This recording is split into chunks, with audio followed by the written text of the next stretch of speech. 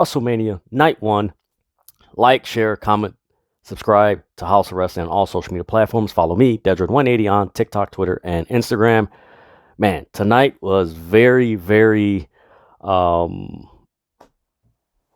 this was a really good night one of WrestleMania. It's interesting since last year when they've done, actually not last year, the year before. Unfortunately, it was due to the pandemic that they started doing the 2-night WrestleMania. But I think this one, night one for both the past 2 years, have been really good as far as just sound, storytelling, to the point, not over theatrics or goofy stuff. It was just really fun. You could tell the audience really had fun. They did the attendance, and night one apparently had 77,899 in attendance, which is pretty good. I know some people are going to say, well, it's a lot lower than what they did back was it the 2016 WrestleMania? Yeah, I believe that was when Roman Reigns and Brock Lesnar. No, that wasn't Roman Reigns and Brock Lesnar. That was Roman Reigns and Triple H that fought for the world title. Yeah, that one had like 103,000. But look, it's 2 nights. You really can't compare then and now as far as those numbers, especially considering that we had a pandemic and just a whole lot of factors played into this. But man, this was a pretty fun show. I'm really looking forward to what's going to happen tomorrow on night 2 with Brock Lesnar and Roman Reigns. There's a lot of questions answered on tonight's WrestleMania. One of the big ones was, who's Seth Rollins' mystery opponent? And lo and behold, it was none other than former AEW wrestler and EVP, Cody Rhodes. I'll get into that a little bit later. The crowd really exploded for that. It was really the common word that people have used is surreal, seeing Cody Rhodes in the gear that he's worn in Ring of Honor and AEW, wearing that gear in WWE. It was just like, man, this is really interesting. Wow, that was a pretty solid match, him and Seth Rollins. That was really good. I would compare that match to probably CM Punk, Randy Orton, WrestleMania 27. That was that's an underrated match, but that was a very good match. But no, this was really good. Again, I do have my reservations as far as how WWE is going to use them. You can check out the 3 videos concerning WrestleMania 38, Cody Rhodes, Bret Hart, and Dusty Rhodes, and Cody Rhodes, how 1989 is similar to 2022. But yeah, it really good night. Then Stone Cold and that stuff. It was really good. But I'm just gonna go through how this played out. This was the beginning part was really weird. There were things that happened early on. We're just like, oh boy, how is this going to? It's like, this is going to be interesting. So they started off with the Cowboy cheerleaders. After it's customary that at WrestleManias they sing "America the Beautiful." The first match was Shinsuke Nakamura and Rick Boogs versus the Usos. It was going to be a good match up until there was a spot where Rick Boogs, he had, I believe it was Jey Uso or Jimmy, he wound up picking up both Usos, and his right knee gave way and he dropped and he rolled out the ring, and Shinsuke was pretty much working the most of the match, and the commentary mentioned that, yeah, it's turned into a handicap match. It seems like Rick Boogs got injured, and at first it seemed like, okay, this is an injury due to storyline. But as the night went on, and it was reported, I believe, right after the Cody Rhodes Seth Rollins match, then unfortunately Rick Boogs, he tore his quadricep muscle, which it sucks because it sucks. Granted, the way they've been using them has been kind of annoying and everything, but you don't want to see someone get injured, especially with a quadricep muscle. I believe that's the same injury that Triple H suffered, and that's like a year process and everything. But man, I hope he has a speedy recovery and it's not too severe. But man, that did not look good. as soon as he dropped and like the way he grimaced at his knee, it wasn't like a grimacing at your knee, like a storyline wise grimace, like oh, like that. No, this was like is like ooh, something's not right. Um, the Usos wound up winning. The match just had to end quickly because you just can't. Maybe it was supposed to go on 10, 12 minutes, and they had to cut it short because I mean you can't realistically especially at that point, tell uh, a storyline with one guy that is injured, that really he wasn't supposed to be injured according to however the match was structured, and you just gotta like you're stretching the match longer than what it should be when it's like okay, it's 2-on-1, like this guy should just be over with already. So that was unfortunate. Then you had a recap of Sami Zayn and Johnny Knoxville for night 2. You had a recap of Baron Corbin and Madcap Moss and the Drew McIntyre whole thing. There was a spot where Madcap Moss was on the apron and he distracted Baron Corbin, where Drew McIntyre wound up getting an advantage. There was another spot where Drew McIntyre like dove over that dive was insane. It looked like he hit the back of his head. There's a lot of spots tonight. Granted, it was a fun night, but man, there was a lot of spots that if you go back and watch it, you're like, how is this person not severely hurt or anything? Like, it was like, ooh, and it looked like he hit his head and he got up with it. Of course, the adrenaline's rushing, but man, didn't look too good. Then Baron Corbin, he wound up doing his end of days. Now, mind you, ever since Baron Corbin has gone, I believe since NXT, no one has kicked out of the end of days. And tonight was the first time Drew McIntyre kicked out, rolled up, wound up doing the Claymore 1, 2, 3. Drew McIntyre beats Baron Corbin. Baron Corbin's leaving and everything, and Madcap Moss tries to attack him, and Drew McIntyre, like, he has his sword and he winds up cutting the ropes, which was a weird spot. It really just didn't make any still right. It still doesn't why. Granted, it was a cool spot, but it was just like, why are you doing it? Like, why? Like, what's the why? It still doesn't make sense why they did it. It looked cool, but it just didn't make sense. I know a lot of people, including myself, were just like, it would have been like if they had the match later and, they did that spot as far as like an intermission where they got to change the rope and they show the video package just to give the crowd a break. Because, again, at WrestleMania, the crowd is just wave of emotions. And, it's like, okay, maybe that was a spot that, they chill and stuff like that. From there, you get a recap of the Mysterios, Miz and Logan Paul storyline. Then the next match is the Miz and Logan Paul versus the Mysterios. This was a pretty cool match. Logan Paul, he came to the ring in a rare Pokemon card around his neck.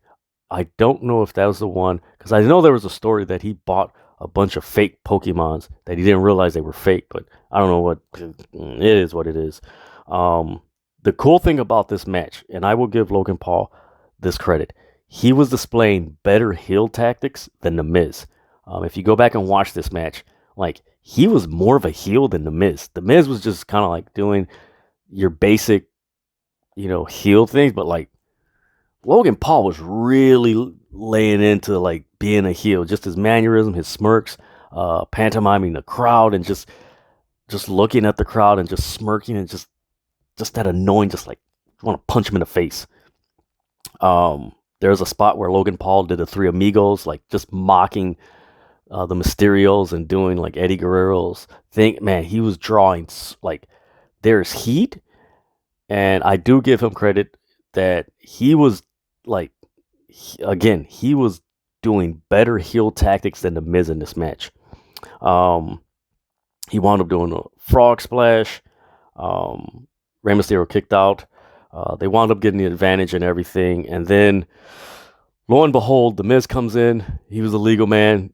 Does his finisher, 1, 2, 3. The Miz and Logan Paul win. And then here's another weird thing that happened. They're celebrating, mind you, it's been weeks and weeks of the Miz and Logan Paul pretty much pestering, bullying, just annoying the Mysterios and stuff like that, just being heels. And out of nowhere, the Miz does his finishing move on Logan Paul. He turns on him.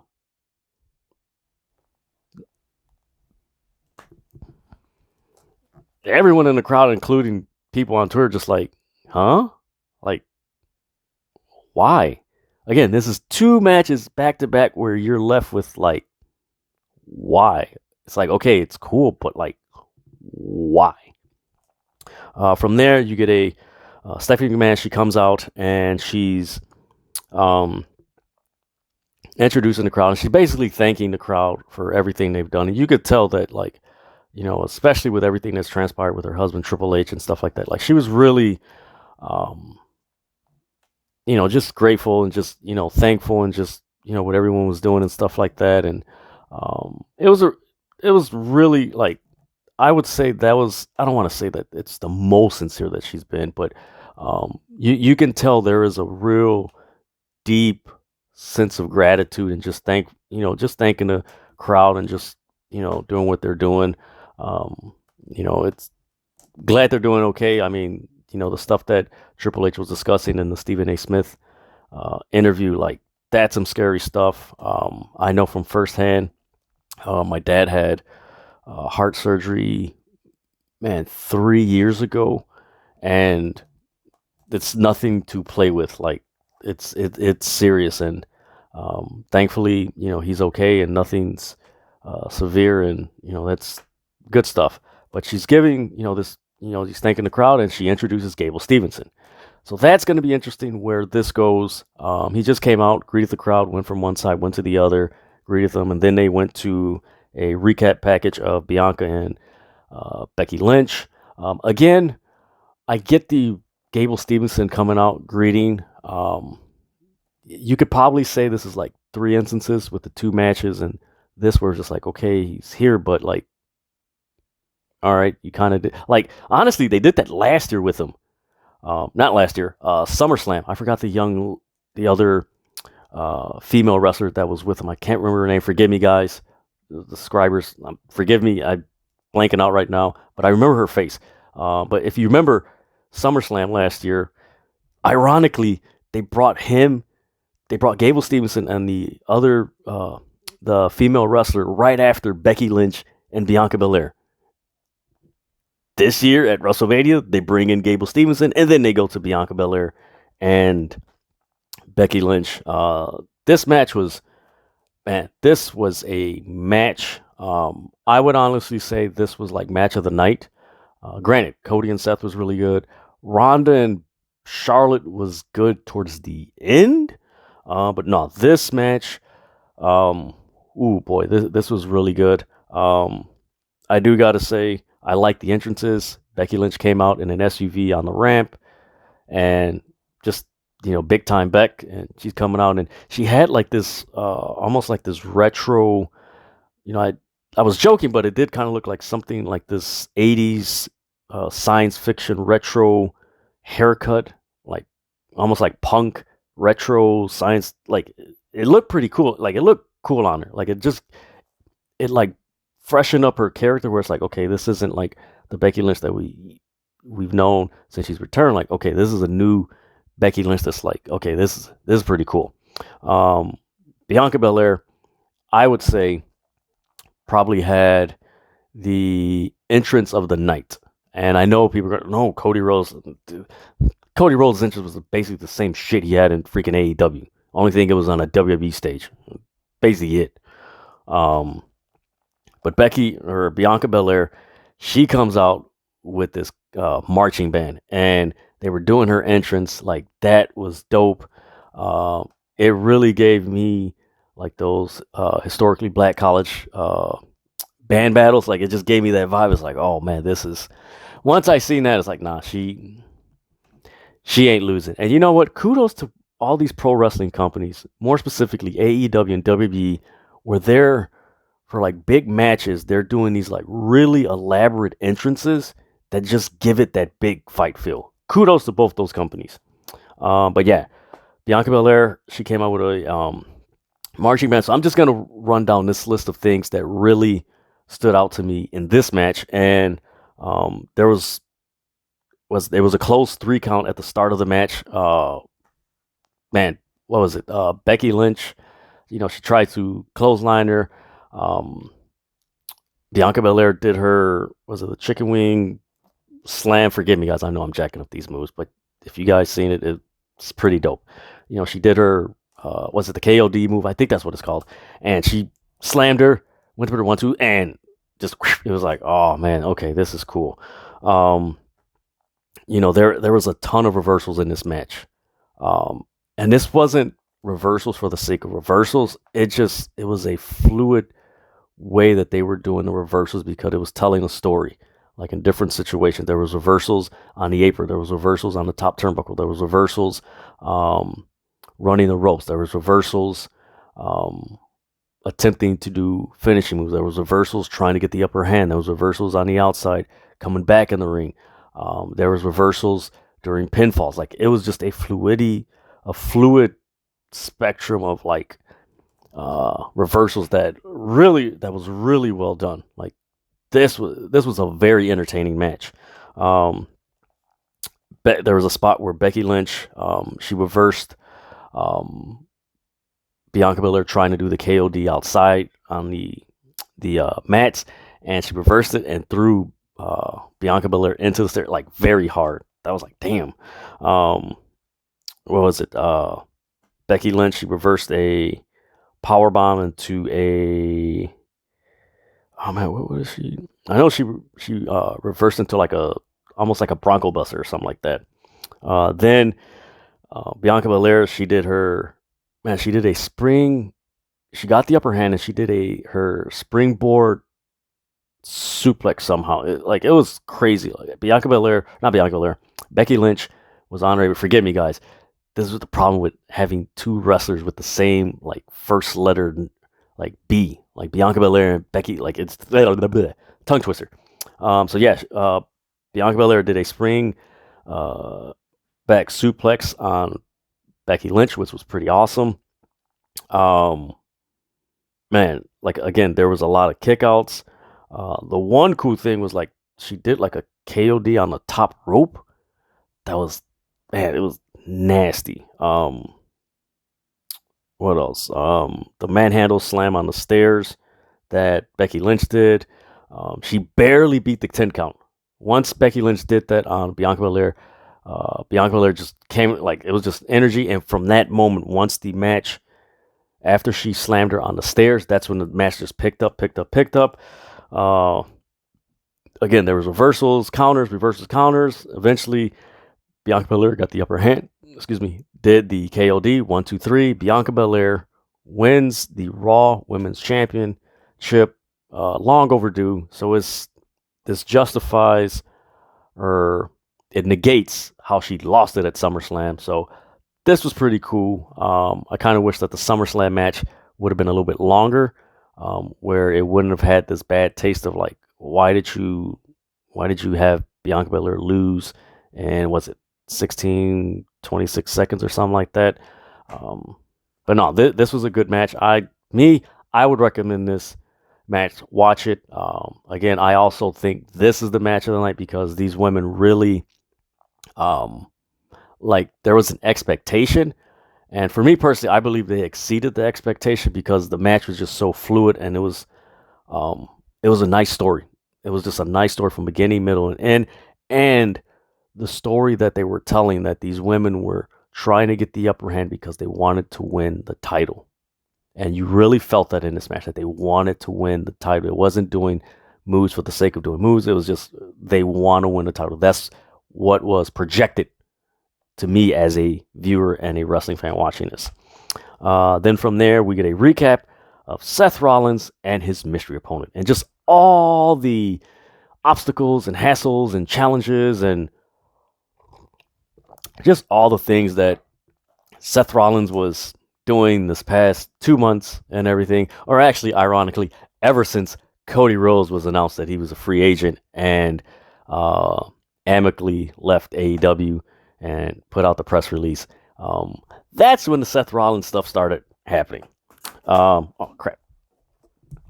So we get that package. Seth Rollins comes out, and it's crazy because he had like this outfit that kind of looked like what Becky Lynch would wear. Like, it was just really like, all right, that's what he's gonna wear. All right.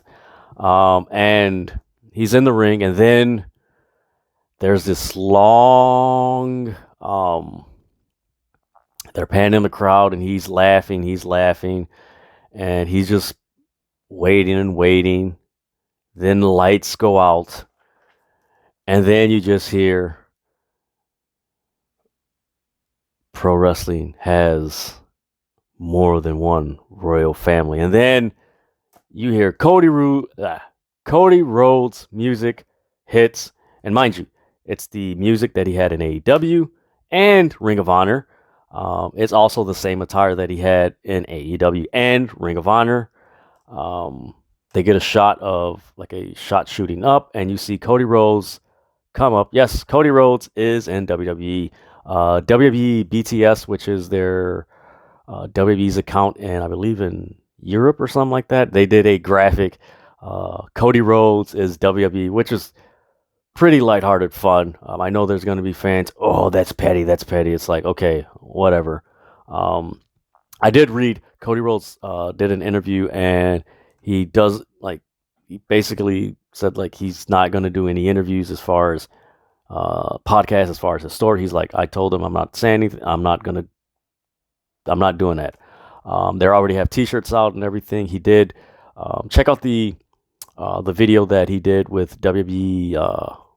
I believe it's .com. Yeah, with WWE.com. It is on their social media accounts. I believe it's like maybe 40 to 50 seconds, maybe a minute almost, where he talks about just a brief, the match and just being there and experiencing and stuff like that. But this is a really, really, really cool match. There was a spot where there was a suplex outside on the apron. That's one thing about this match.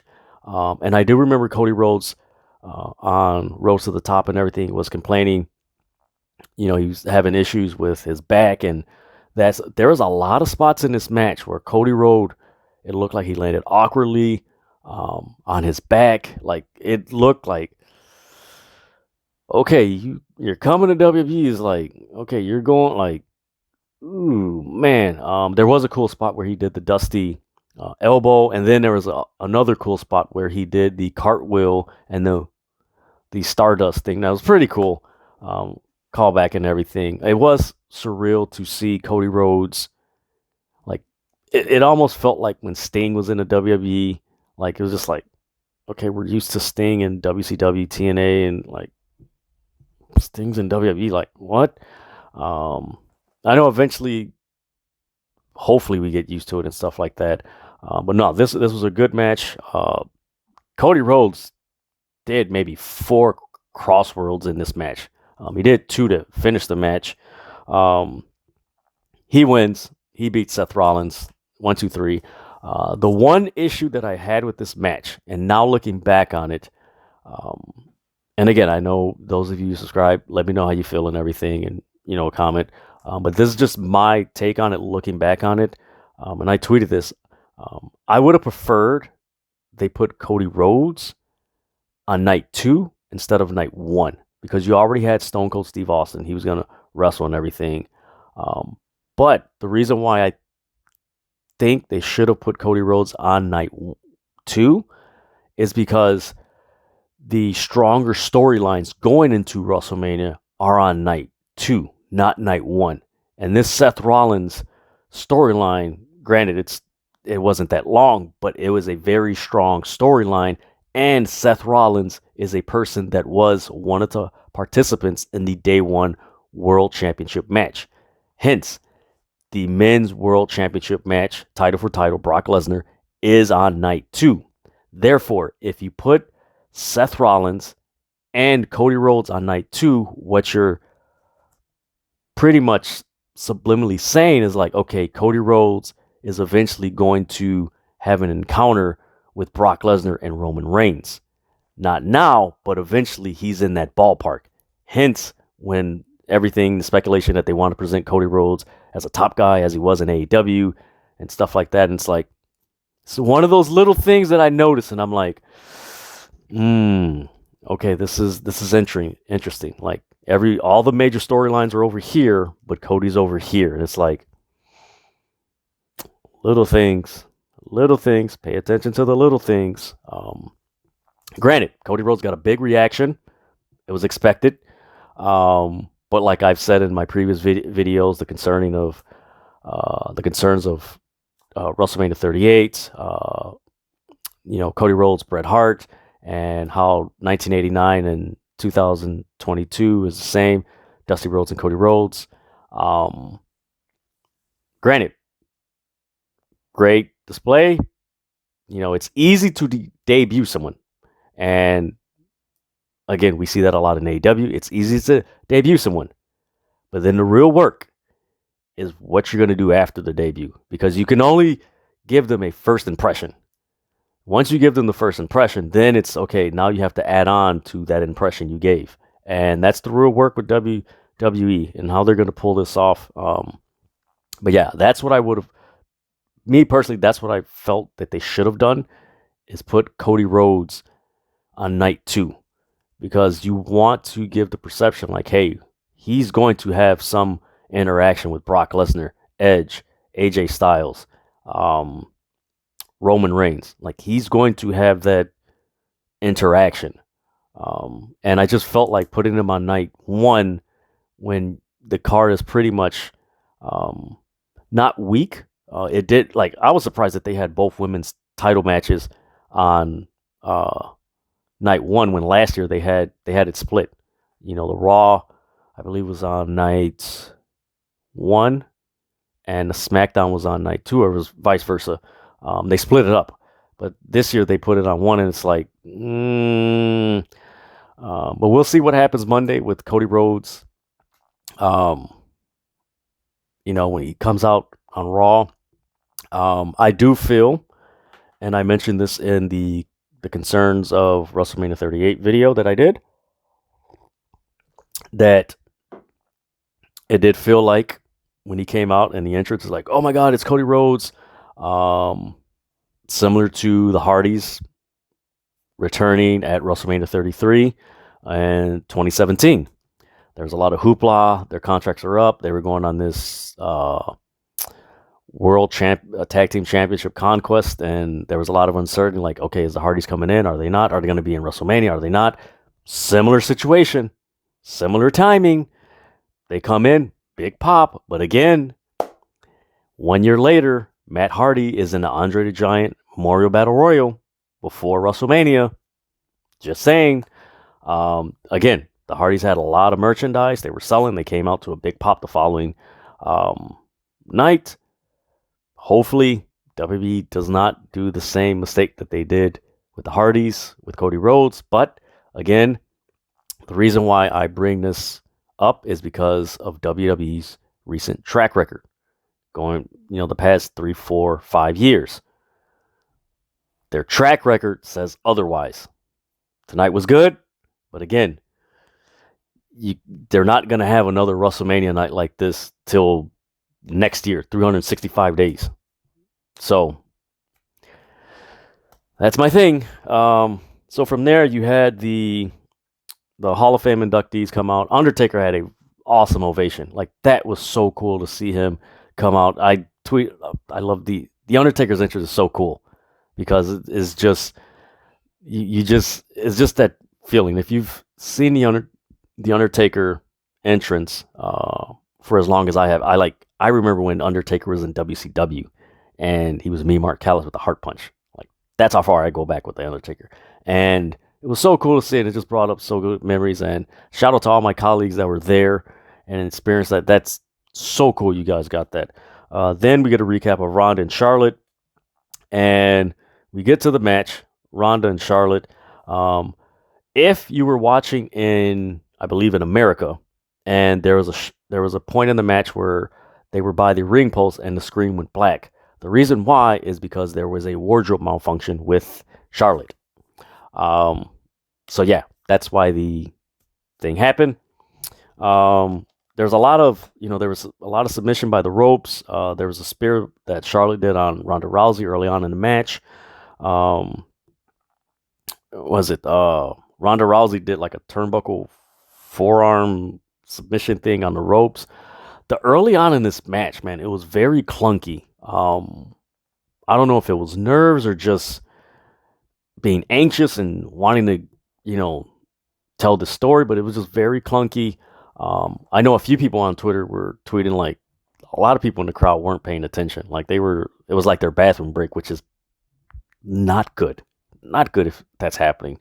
But once I could say after the screen went black, especially in our, if you were watching, it picked up and everything. People were shocked when I predicted that Charlotte was going to win this match because people were like, no, why would WWE bring in Ronda Rousey to lose? And I told them, it's been reported that Ronda Rousey's not going to be on the next few shows. So why are they going to have her win and she's not going to be there for the next few shows, which is according to reports. And what happened tonight? There was a armbar figure 4-8. There was a fallaway slam that Charlotte did on the outside. There was just a bunch of reversals, and then eventually Charlotte wound up, spearing Ronda Rousey into the ref. Charles Robinson was knocked out for a while. Charlotte wound up kicking him. That was before Ronda Rousey had her pin, and it was 1-2-3, 1-2-3. Once Charlotte kicked Ronda Rousey and pinned her, ref got up, 1-2-3. Charlotte beat Ronda Rousey. I don't think most of the crowd, they popped, but it wasn't like a pop like, yay, I'm for Charlotte. It was like, I think it was more of a pop like, yay, now we get to Stone Cold and Kevin Owens. That's what it felt like. But it was a decent match towards the end, but the beginning part, it was very clunky. Then we get to the KO show. Kevin Owens comes out. He's pretty much like, okay, we're Stone Cold, we're Stone Cold. Stone Cold music hits. He comes walking out, and he starts working to the ring, and then he just stops, turns back, and Kevin was like, oh, this guy, oh, he's chicken. Oh, he doesn't want to fight me. Oh, he doesn't want to come here. And kudos to Stone Cold because I believe he's 57 years old. And smart man. I'm not walking that long ramp. I'm going to get my ATV. There you go. And if you remember that back in the day, he used to have that when he was the Raw general manager back in 2003, 2004. Rode it to the ring. They're talking back and forth. KO, he basically says if Texas was a donkey, it would be the ass part of the donkey. Stone Cold calls him a jackass, an a-hole. Kevin Owens issues a challenge. Let's have a no-holds-barred match right now. He tells him go back to the ranch. Stone Cold replies. He calls him a stack of shit. Then ref comes out. They ring the bell. Then all hell breaks loose. There was a table involved. They freaking used a barricade on each other both times. Stone Cold did his famous stomp in the turnbuckle. They were fighting in the crowd. Stone Cold wound up taking a suplex on the floor, which was crazy. They started fighting on the announcer's table. Stone Cold was beating them up. Then Kevin Owens got thrown on the turnbuckle. On the announcer's table, Stone Cold was drinking beer and beating the hell out of Kevin Owens on the announcer's table. There was a fight on the stage. They went that far. Then they came back. In the ring, KO wound up stunning Stone Cold. Stone Cold kicked out. Then eventually Stone Cold got the upper hand, stunned him. 1-2-3. Stone Cold wins the match. KO was escorted by police. Stone Cold was drinking his beer. And then after the match, he wound up stunning Byron Saxton. Good job, Stone Cold. So that was WrestleMania Night 1 of 2002. WrestleMania 38. Overall, man, this was a really good show. It continues the work that last year's WrestleMania did on Night 1. It was a solid, if you remember last year's WrestleMania on Night 1 was a solid card. It was a solid, event. Night 2, especially when it came to The Fiend and Randy Orton. Hopefully they don't have anything like that on Night 2 tomorrow. But yeah, the Cody Rhodes entrance was really good, done really well. But again, there's a lot of questions as far as WWE's track record concerning how they're going to use him going forward. Stone Cold, it was fun to see him back. It was unfortunate with the injury of Rick Boogs and the Drew McIntyre spot with the ropes, and that thing was like, all right. But yeah, it was a fun night. The crowd looked like it enjoyed it. My buddy and colleague Josh Lopez from Pro Wrestling Transcripts, he messaged me that he had a blast. A good colleague of mine in the broadcasting industry, Jason Thomas, he went with his son. They enjoyed and had a blast. So as long as everyone had a blast, considering everything going on in the world and stuff like that, and they were just able to enjoy, that's all that matters. I know there's fans that are, man, I hope that the way the fans reacted to Cody Rhodes in AEW, I hope that it does not magnify with him being in WWE, because some of the stuff that I read on Facebook, on Twitter, on Instagram, oh damn, if WWE does something, if they botch this or just they're slow or stagnant on what they're doing with Cody, if they if it's a circle, holy crap, if you thought the heat that Cody Rhodes got in AEW was something, this shit in the WWE is going to be 10 times worse, because it's already I'm going to just say it's like a bubbling brook. Man, oh man, this, hopefully WWE does something, but those fans, man, boy, this is going to be interesting going forward, man. I'm looking forward to what WWE is going to do with this, and I'm looking forward to what AEW, I'm not going to say respond, but you're on the clock. Your boy that was over there is now in WWE. Now you got to step up or step aside. But yeah, that is my review for WrestleMania 38 Night 1. Again, like, share, comment, subscribe to House of Wrestling on all social media platforms. Follow me, Dedrian180, on TikTok, Twitter, and Instagram. And like I always say, stop fighting over wrestling. There's so much more wrestling to watch. There's more GCW and stuff like that. We got another week of wrestling, 5 days a week. Just enjoy. Stop fighting, all right? There's stuff going on, serious stuff going on in the world, all right? Stop fighting. With that,